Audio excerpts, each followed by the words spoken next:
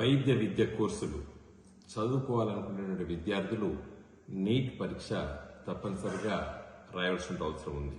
2017 నుండి సుప్రీంకోర్టు ఆదేశించడం వల్ల తెలంగాణ రాష్ట్రంలో ఉన్నటువంటి విద్యార్థులు ఈ పరీక్ష తప్పనిసరిగా రాయవలసిన అవసరం ఏర్పడ్డది. అదొక ఎంట్రన్స్ పరీక్షగా ఇప్పుడు ఉంది. దురదృష్టవశాత్తు వివిధ కారణాల పట్ల నీటిపైనే ఈరోజు అపనమ్మకం ఏర్పడ్డది. ఈ సందర్భంలో తెలంగాణ రాష్ట్రంలో ఉన్నటువంటి విద్యార్థులు నీటి పరీక్ష వల్ల పెద్ద లాభం లేకపోవడం, అదేవిధంగా నష్టపోతున్నారన్న అభిప్రాయం కూడా ఉంది.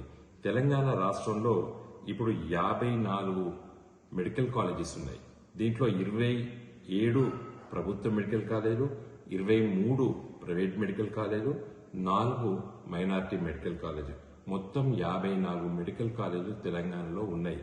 దేశవ్యాప్తంగా కేవలం 706 మాత్రమే ఉన్నాయి. దేశంలో 1,00,000 మంది విద్యార్థులు చదువుకునేటువంటి అవకాశం ఉంటే కేవలం మన తెలంగాణ రాష్ట్రంలోనే దాదాపు 8,265 మంది విద్యార్థులు ఎంబీబీఎస్ చదువుకునే అవకాశం తెలంగాణ రాష్ట్రం ఉంది.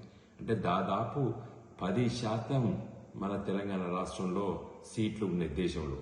ఇంకా కొన్ని ప్రైవేట్ మెడికల్ కాలేజీలు, అదేవిధంగా కేసీఆర్ గారి నాయకత్వాన జిల్లాకు ఒక ప్రభుత్వ మెడికల్ కాలేజు ఏర్పాటు చేశానుకున్నాం. కాబట్టి ఇంకా రానున్న రోజుల్లో ఇంకా కొన్ని ప్రభుత్వ మెడికల్ కాలేజీలు ప్రారంభం కాబోతున్నాయి.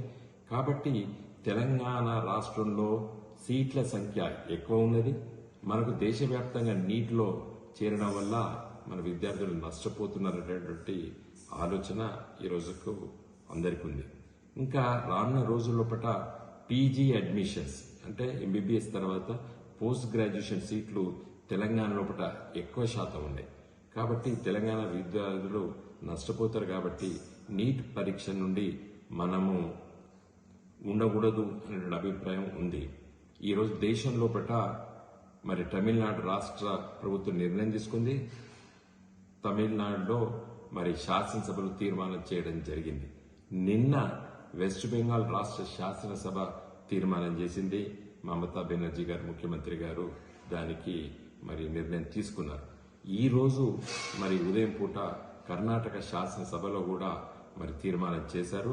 ఆ రాష్ట్రం కూడా మేము నీటి నుండి బయటకు వస్తామని చెప్తున్నారు. కాబట్టి నేను రేవంత్ రెడ్డి గారిని కోరుతున్నాను, తెలంగాణ రాష్ట్ర విద్యార్థులు ఏదైతే ఎంబీబీఎస్ చదువుకోవాలనుకునే విద్యార్థులు, మిగతా వైద్య విద్య కోర్సు చదువుకునే విద్యార్థులకి మరి నష్టం జరగకుండా ఉండాలంటే మనం కూడా మన రాష్ట్ర శాసనసభ తీర్మానం చేయాలని చెప్పి నేను భావిస్తున్నాను.